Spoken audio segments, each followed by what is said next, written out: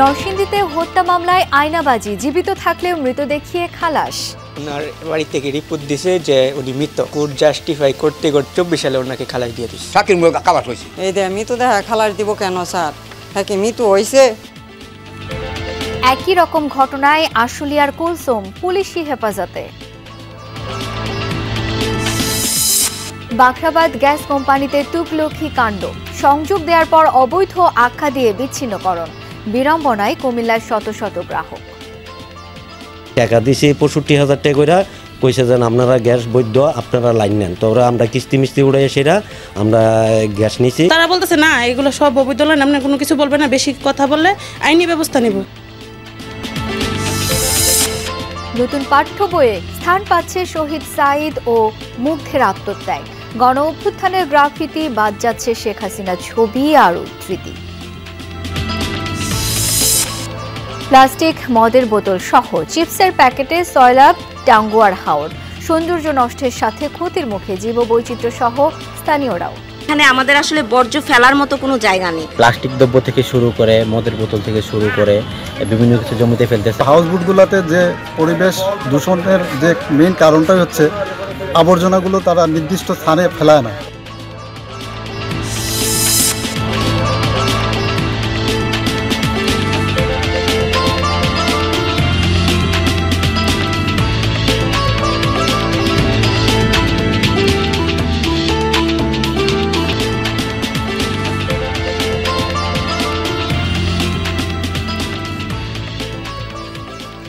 আমন্ত্রণ বিরতিহীন সংবাদ সারা দেশে।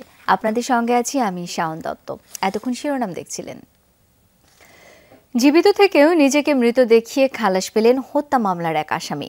নরসিংদীতে খুনের মামলায় ওই আসামিকে অব্যাহতি দিয়েছেন আদালত। পৃথক মামলায় সম্প্রতি তাকেই গ্রেপ্তার করেছে পুলিশ। মৃত আসামির জীবিত হয়ে ওঠার ঘটনায় হতবাক আইনজীবী ও স্থানীয়রা। অনুসন্ধানে দেখা গেছে আদালত থেকে শ্যামলের নথিপত্রও গায়েব।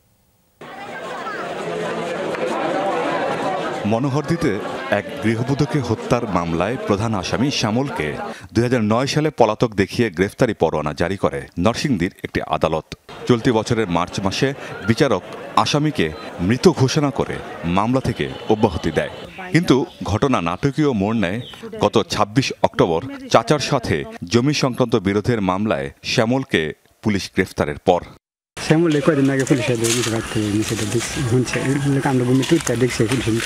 ওনার বাড়ি থেকে রিপোর্ট দিছে যে উনি মৃত।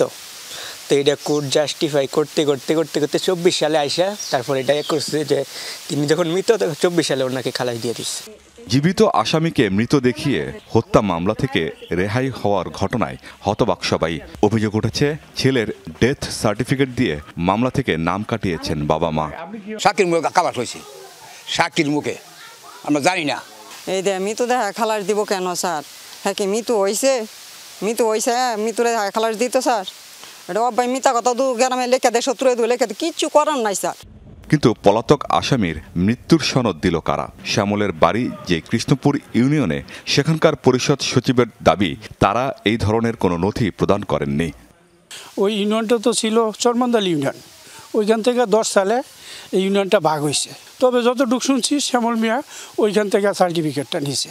যে মামলায় শ্যামলের জালিয়াতি ধরা পড়েছে তার আইনজীবী বলছেন বিচারালয় থেকে এরই মধ্যে সব নথিপত্র গায়েব। এ ঘটনায় আদালত সংশ্লিষ্টদের যোগসাজশ আছে কিনা তা খতিয়ে দেখার দাবি জানিয়েছেন তিনি। এই আসামি যে মৃত এই সম্পর্কিত একটু রিপোর্ট আছে কিনা, সেই রিপোর্ট এইখানেও তারা লিখে দিল যে এই এই চার্জ রিপোর্টে যে না এই আসামির মৃত্যু সংক্রান্ত কোনো কাগজপত্র নথিতে নাই। যে এরকম এত বড় একটা ব্যাপার কিভাবে হাইড করা হলো, কোর্টে কারা কারা এটার সাথে জড়িত, এবং একটা এই মানুষগুলো যদি এইভাবে এরকম বড় বড় অপরাধীগুলো যদি মৃত দেখায় কোর্ট থেকে এত বড় মামলায় যদি সে খালাস নিয়ে যায়, তাহলে তো সে আরও খুন করতে উৎসাহিত হইব। এ বিষয়ে পুলিশ ক্যামেরায় কথা বলতে রাজি হয়নি। তারা জানিয়েছে শ্যামল বিএনপির রাজনীতির সাথে জড়িত। খালাসপ্রাপ্ত মামলাটি ছাড়াও তার বিরুদ্ধে 4টি মামলা চলমান। আমিন বাবু, যমুনা নিউজ। আশুলিয়ায় জীবিত স্বামীকে মৃত দেখিয়ে আত্মগোপনে থাকা মামলার বাদী কুলসুমকে অবশেষে কক্সবাজার থেকে হেফাজতে নিয়েছে আশুলিয়া থানা পুলিশ। এই ঘটনায় মূল হোতা রুহুল সহ 2 জনকে আটক করা হয়েছে। 12 নভেম্বর জীবিত স্বামীকে মৃত দেখিয়ে মামলা করেন কুলসুম নামের এক নারী। সিলেটে উদ্ধার হয় ভিকটিম আলামিন। এমন একটি অনুসন্ধান রিপোর্ট প্রচার হলে বিষয়টি সামনে আসে। তদন্তে নামে পুলিশ। মামলার তদন্তকারী কর্মকর্তা প্রযুক্তির সহায়তায় কক্সবাজারের একটি বাসা থেকে উদ্ধার করে আত্মগোপনে থাকা মামলার বাদী কুলসুমকে পুলিশ হেফাজতে। কুলসুম জানান, অর্থের প্রলোভন ও ভয়ভীতি দেখিয়ে আশুলিয়ার বাড়ির মালিক রুহুল সহ বেশ কয়েকজন তাকে দিয়ে মামলাটি দায়ের করান। আমার চাকরির খুব প্রয়োজন ছিল, তখন আমার কোনো চাকরি ছিল না। পরে আমাকে চাকরির কথা বলে নিয়ে না, আমি এইসব বিষয়ে কিছুই জানি না। এই মামলা যতগুলা নাম রয়েছে বা কি কি রয়েছে আমি কিছুই, বা মামলা বিষয়ে আমি কিছু জানি না, বা পুলিশ আদালত এগুলো সব বিষয়ে আমি কিছু বুঝি না বা জানি না। শুধু তাই নয়, বিষয়টি জানাজানি হয়ে গেলে তাকে কৌশলে কক্সবাজারে নিয়েও নানা ষড়যন্ত্রের ছক আঁকেন। আলামিন যখন ধরা পড়ছে তখন আমি চলে আসতে দেখছিলাম, মানে থানায় আমার আম্মু নিয়ে আসতে দেখছিল, কিন্তু ওনারা আমার ভয়ভীতি দেখায় আমার নাকি ফাঁসি হয়ে যাবে এগুলা জানার পরে, যে তুমি একটা মিথ্যা মামলা করছো, তুমি তার বউ না, তারপরে বলছো তুমি ওনার বউ, তুমি মিথ্যা মামলা করছো, তোমার ফাঁসি হয়ে যাবে। এটা বলার পরে আমার আম্মু বলছে তাহলে উপায় কি? পরে বলে লুকায় থাকতে হবে। পরে ওনারা আমার কক্সবাজার নিয়ে যায়। এরপরই পুলিশ মূল হোতা রুহুল সহ দুজনকে আটক করেন, যদিও রুহুল তার বিরুদ্ধে অভিযোগ অস্বীকার করেন। না, এরকম কোনো কথা না, আমি দেই এটা। আমি কেমনে দিব? মামলা কি আমি করেছি বলেন? এটা অন্যায় কথা। আর আরেকটা বিষয় হলো ও বলছে যে কক্সবাজার থেকে উদ্ধার হয়েছে। কক্সবাজার ওই যে ছেলেটা ছিল, ওই ছেলেটার সঙ্গে ও আজকে ওই কক্সবাজার রুমে ছিল সারা রাত, বলে যে আমার ফ্রেন্ড। কুলসুম ও মূল হোতা রুহুল আমিনকে আদালতে প্রেরণ করা হবে বলে জানান পুলিশ। মাহফুজুর রহমান নিপু, যমুনা নিউজ, সাভার।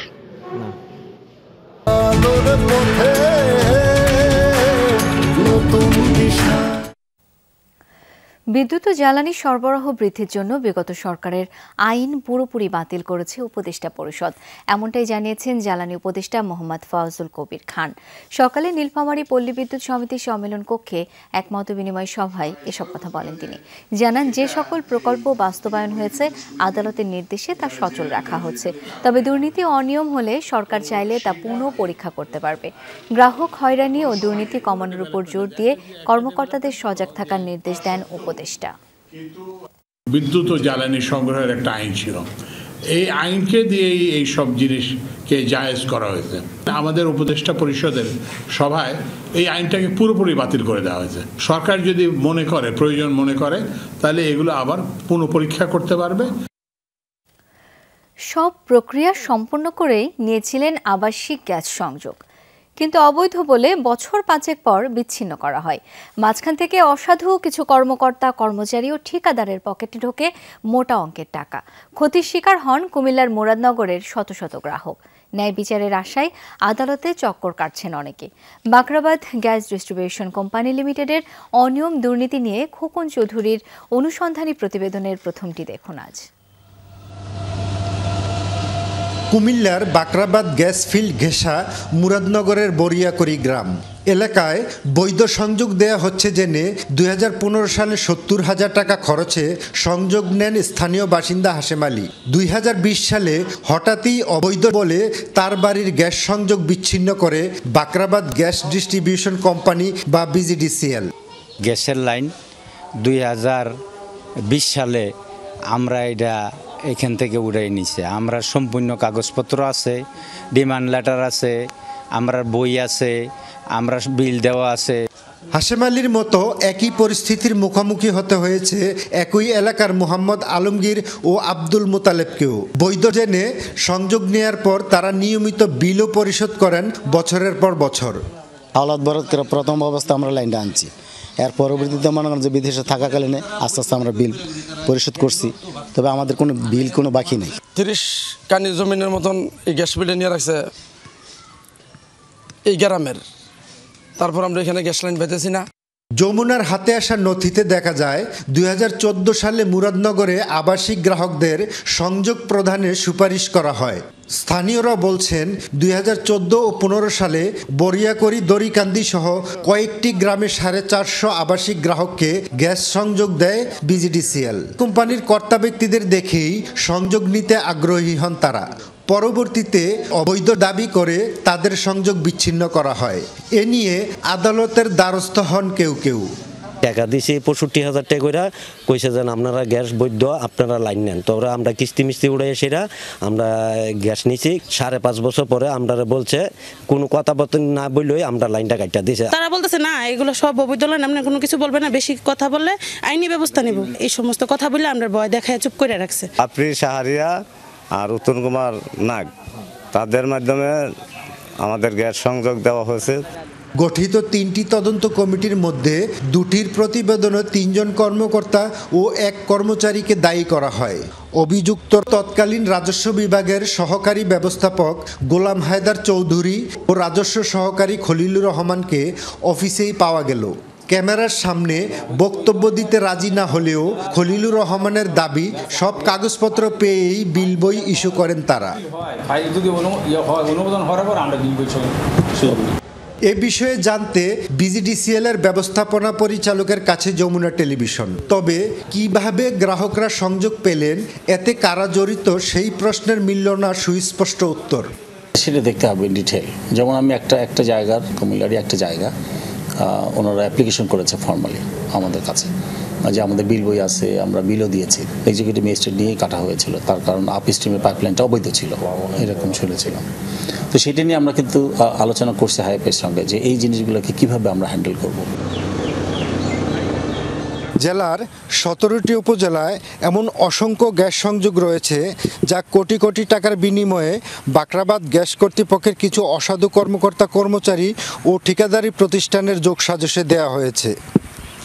এবার প্রশ্ন উঠেছে, এসব সংযোগের দায়ভার কি আসলেই গ্রাহকের? খোকন চৌধুরী, যমুনা নিউজ, কুমিল্লা। আগামী বছরের পাঠ্য বইয়ে স্থান পেয়েছে শহীদ আবু সাঈদ এবং মীর মুগ্ধের আত্মত্যাগ। থাকছে ছাত্র জনতার আন্দোলন কেন্দ্রিক গ্রাফিতি। এছাড়া কাউকে ছোট বড় না করে নির্মোহভাবে তুলে ধরা হচ্ছে দেশের ইতিহাসের নায়কদের। সহকর্মী ভাস্কর ভাদুরীকে এসব তথ্য জানিয়েছেন জাতীয় শিক্ষাক্রম ও পাঠ্যপুস্তক বোর্ড বা NCTB chairman AKM Riazul Hasan. তিনি জানান, পাঠ্য বই থেকে বাদ দেওয়া হচ্ছে সাবেক প্রধানমন্ত্রীর ছবি এবং উদ্ধৃতি। ছাপাখানাগুলোতে নতুন বইয়ের আকর্ষণীয় গন্ধ। রাজনৈতিক পট পরিবর্তনের সাথে তাল মিলিয়ে পরিবর্তিত হচ্ছে নতুন বছরের পাঠ্যক্রম। নতুন শিক্ষাক্রমের আলোকেই দেয়া হবে প্রথম থেকে তৃতীয় শ্রেণীর বই। চতুর্থ থেকে দশম শ্রেণীর পাঠ্য বইয়ে থাকছে পরিমার্জন। নতুন শিক্ষাক্রমের পরিবর্তে মোটা দাগে বেছে নেওয়া হয়েছে আওয়ামী লীগ সরকারের আমলে বাতিল করা 2012 সালের পাঠ্যক্রম। শিক্ষার্থীদের হাতে নতুন বই তুলে দিতে ব্যস্ত সময় কাটছে ছাপাখানাগুলোয়। এনসিটিবি চেয়ারম্যান বলছেন, বিভিন্ন শ্রেণীর পাঠ্যপুস্তকে প্রাধান্য পাচ্ছে দেশের সঠিক ইতিহাস। বাংলাদেশের গৌরবোজ্জ্বল ইতিহাসে বঙ্গবন্ধু শেখ মুজিবুর রহমানের কৃতিত্ব, 7 মার্চের ভাষণ, শহীদ প্রেসিডেন্ট জিয়াউর রহমানের স্বাধীনতার ঘোষণা, মাওলানা ভাসানীর সংগ্রামী জীবনের পাশাপাশি থাকছে জাতীয় 4 নেতার ভূমিকা। কোনো ক্ষেত্রেই থাকবে না অতিস্তুতি। সেই সময় তো জিয়াউর রহমান কোনো রাজনৈতিক দল করেননি, তিনি দেশপ্রেমিক সৈনিক হিসেবে তিনি সেই সময়ের মধ্যে তার দায়িত্বটুকু পালন করেছেন। এটা গ্লোরিয়াস। সব মিলিয়ে তার যে ভূমিকা সেটা তো মুছে ফেলার সুযোগ নেই। বা আমাদের 4 নেতা মারা গেছেন এই 3রা নভেম্বর জেলখানায়, তাদেরও ভূমিকা রয়েছে নিঃসন্দেহে। তাজউদ্দিন আহমেদ তাদের অন্যতম। অন্যদিকে আমাদের মৌলানা আব্দুল হামিদ খান ভাসানী, তিনি তো আওয়ামী লীগের প্রতিষ্ঠাতা সভাপতি, তার নাম কেন বাদ যাবে? বিশেষভাবে স্থান পাচ্ছে 2024 সালের গণ অভ্যুত্থান। নতুন বছরের পাঠ্যসূচিতে অন্তর্ভুক্ত হবে শহীদ আবু সাঈদ ও মীর মুগ্ধের কৃতিত্ব গাথা। আমাদের গণ অভ্যুত্থান হয়েছে 69-এ, আমাদের গণ অভ্যুত্থান হয়েছে 90-এ এরশাদ স্বৈর শাসকের বিরুদ্ধে, আমাদের গণ অভ্যুত্থান এবার 24-এ। তো যদি এই 3 সময়ের ঘটনা ইত্যাদি অনেক গভীরভাবে বিশ্লেষণ করতে পারবে। গত 15 বছর পাঠ্য বইয়ে ছিল সাবেক প্রধানমন্ত্রীর বিভিন্ন ছবি এবং বক্তব্যের উদ্ধৃতি। দৃষ্টিকটু এসব লেখা ও ছবি বাদ দেওয়ার কথা জানান ডক্টর রিয়াজুল। কভারের শুরুর ইনারে এবং পেছনের পৃষ্ঠার ইনারে পর্যন্ত এই দলীয় প্রচার প্রপাগান্ডার ছবি এবং তার বর্ণনা এগুলো অন্তর্ভুক্ত করা হয়েছে। তো শিক্ষার্থীরা তো ওই বইটা একটা বিষয়ের বই হিসেবে দেখতে চায় এবং তাদের স্বপ্নের কথা শুনতে চায়। কোনো দলের কথা তো শুনতে চায় না, এটা তো তার কথা না। পাঠ্যপুস্তক তো কোনো দলীয় বিষয়ের হতে পারে না। ছাত্র জনতার আন্দোলনের সময় দেশ জুড়ে আঁকা হয় অসংখ্য গ্রাফিতি। সেগুলোর মধ্যে থেকে ব্যাপক হারে সারা জাগানো গ্রাফিতিগুলোও অন্তর্ভুক্ত থাকবে নতুন বইয়ে। গ্রাফিতি দেওয়ালে শিক্ষার্থীরা যা এঁকেছে, যেগুলোর সার্বজনীন, আমরা সেগুলোই দেওয়ার চেষ্টা করেছি। জানুয়ারিতে যারা দশম শ্রেণীতে পড়বে তাদের পাঠ্য বই হবে 2012 সালের শিক্ষাক্রমের আলোকে। ভাস্কর ভাদুরী, যমুনা নিউজ, ঢাকা। রাজশাহীতে শাহ মখদুম মেডিকেল কলেজ কর্তৃপক্ষের বিরুদ্ধে মারধরের অভিযোগ করেছে শিক্ষার্থীরা। দুপুরে ক্যাম্পাসেই এই ঘটনা ঘটে। শিক্ষার্থীরা জানায় পত্রিকায় বিজ্ঞাপন দেখে এই মেডিকেলে ভর্তি হন তারা। পরে জানতে পারেন বিএডিসির অনুমোদন নেই। মাইগ্রেশনের দাবি জানালে তাদের উপর চড়াও হয় কলেজ কর্তৃপক্ষ। পিটিয়ে আহত করা হয় কয়েকজনকে। এ বিষয়ে মেডিকেল কলেজ কর্তৃপক্ষের কেউ কথা বলতে রাজি হননি। এর আগেও একই দাবিতে বিভিন্ন সময় বিক্ষোভ করেছে শিক্ষার্থীরা।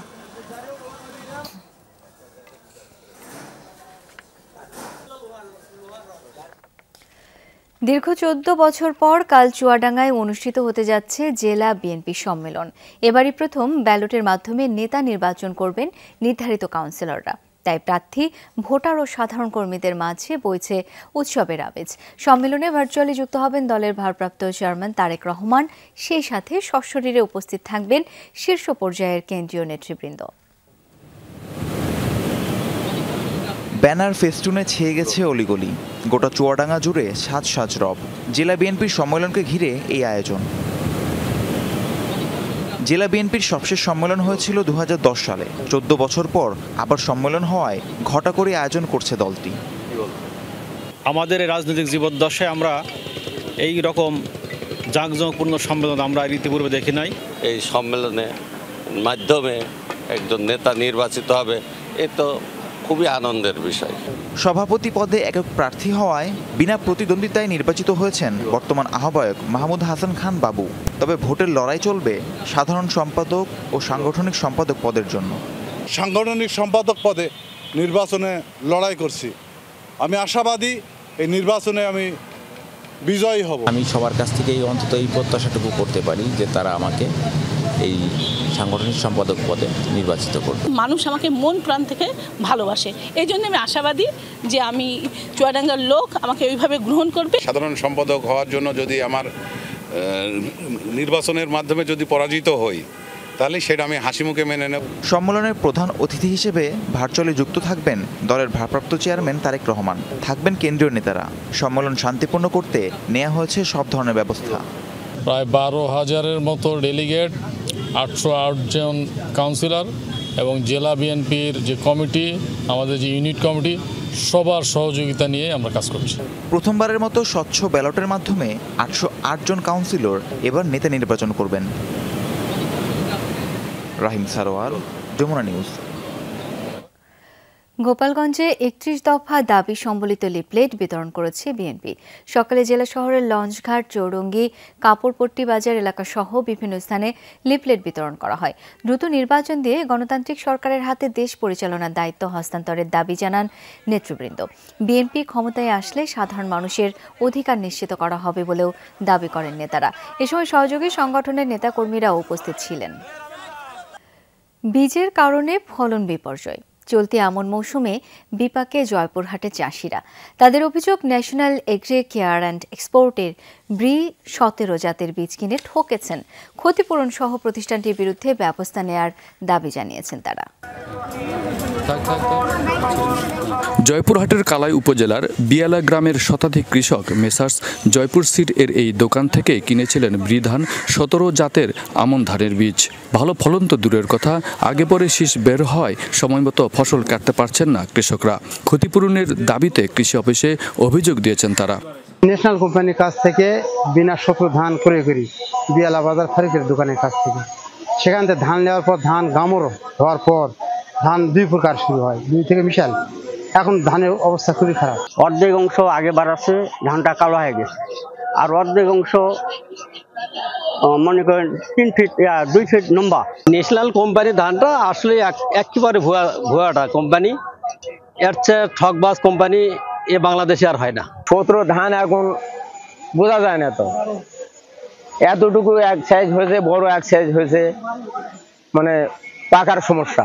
অভিযুক্ত বীজ বিক্রেতা ধানের ফলন বিপর্যয়ের কথা স্বীকার করে বলছেন কোম্পানি ক্ষতিপূরণ দেওয়ার আশ্বাস দিয়েছেন। আমি কোম্পানির ঊর্ধ্বতন কর্মকর্তার সঙ্গে যোগাযোগ করি, তারা এসে সরজমিনে মাঠ ভিজিট করেন এবং ভিজিট করার পরে তারা আশ্বাস দিয়ে গিয়েছেন যে আপনারা ধানটা হারভেস্ট করেন, কতটুকু পরিমাণ ক্ষতিগ্রস্ত হন আমরা বিষয়টা দেখব। কৃষকদের কাছ থেকে অভিযোগ পাওয়ার পর ক্ষতিগ্রস্ত মাঠ পরিদর্শন করেছেন উপজেলা কৃষি কর্মকর্তা। বলছেন ক্ষতিপূরণ না দিলে অভিযুক্ত কোম্পানির বিরুদ্ধে ব্যবস্থা নেওয়া হবে। আমরা মাঠে গিয়েছিলাম, মাঠে যে সরজমিন তদন্ত করে আমরা এটার সত্যতা পেয়েছি এবং এই বীজগুলোতে আসলে ভেজাল ছিল, কারণ ইরেগুলার ধান বের হচ্ছে, কিছু শীষ বের হয়ে গেছে, কিছু থোর পর্যায়ে আছে, বিভিন্ন স্টেজ লক্ষ্য করা যাচ্ছে। এতে করে এটা প্রতীয়মান হয় যে বীজগুলোতে ভেজাল ছিল। কালাইয়ের এই মাঠের প্রায় 100 হেক্টর জমিতে বৃধান 17 লাগিয়ে প্রতারিত হয়েছেন কৃষকরা। আব্দুল আলিম, যমুনা নিউজ, জয়পুরহাট। পর্যটকদের ফেলা প্লাস্টিক মদের বোতলে সয়লাব টাঙ্গুয়ার হাওর, ভাসছে চিপসের প্যাকেট, পলিথিন সহ ক্ষতিকর নানা সামগ্রী। ম্লান হচ্ছে সৌন্দর্য, ক্ষতিগ্রস্ত জীববৈচিত্র্য সহ স্থানীয়রাও।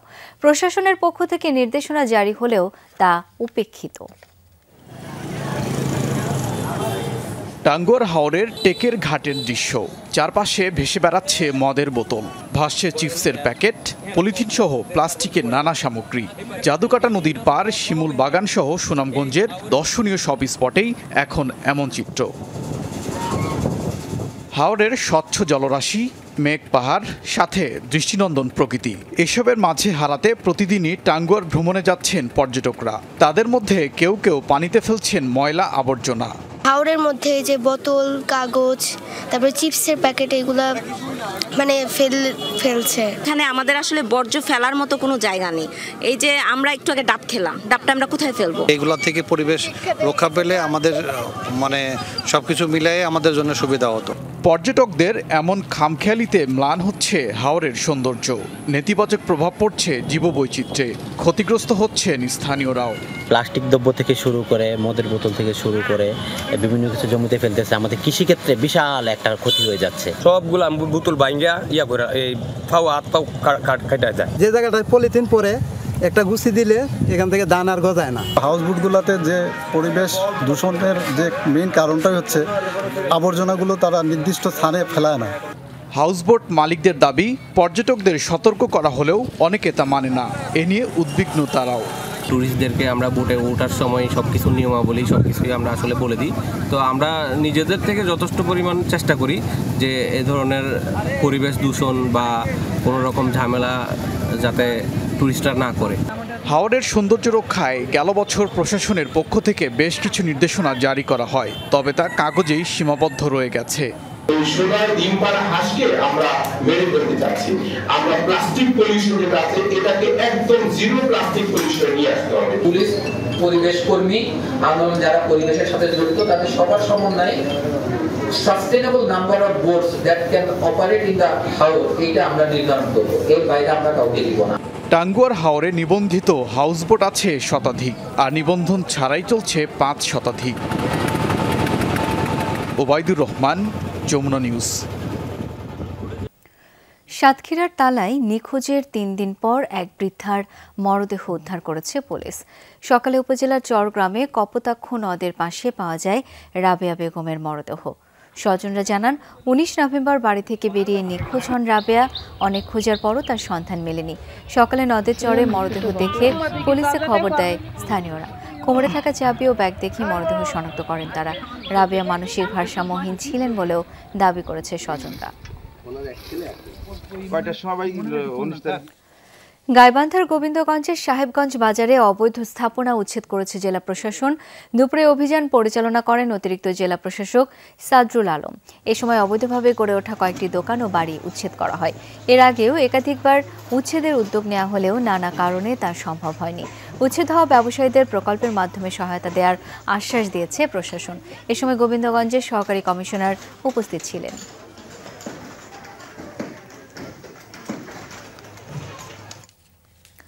মেধাভিত্তিক TV reality show Ispahani Mirzapur বাংলাবিদের কুমিল্লা অঞ্চলের বাছাই পর্ব অনুষ্ঠিত হয়েছে।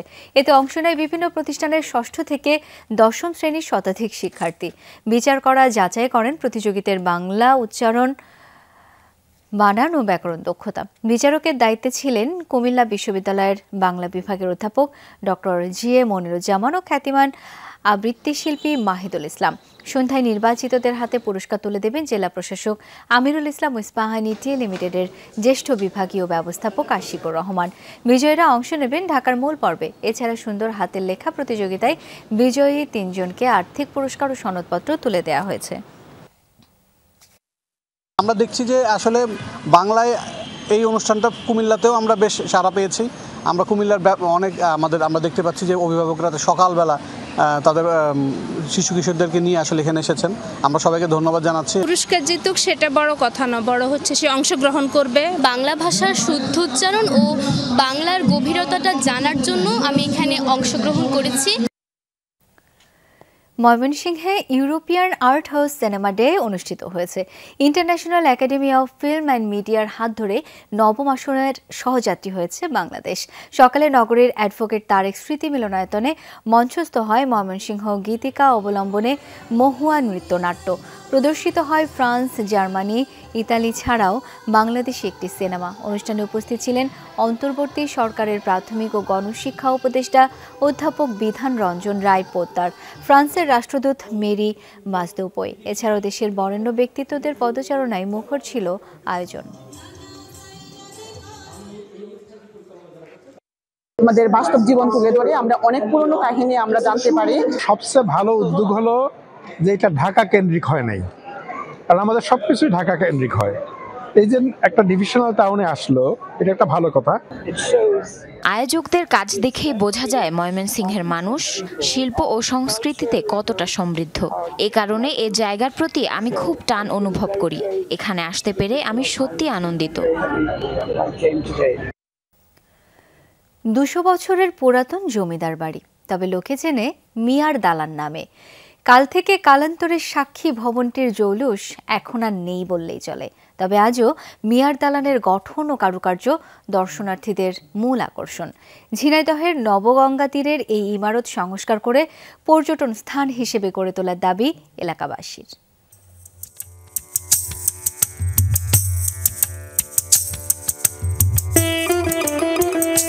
চোখ ধাঁধানো নির্মাণশৈলী ফিকে হয়ে এসেছে কালের পরিক্রমায়। জরাজীর্ণ রূপে এখনও টিকে রয়েছে শত বছরের ইতিহাসের সাক্ষী মিয়ার দালান।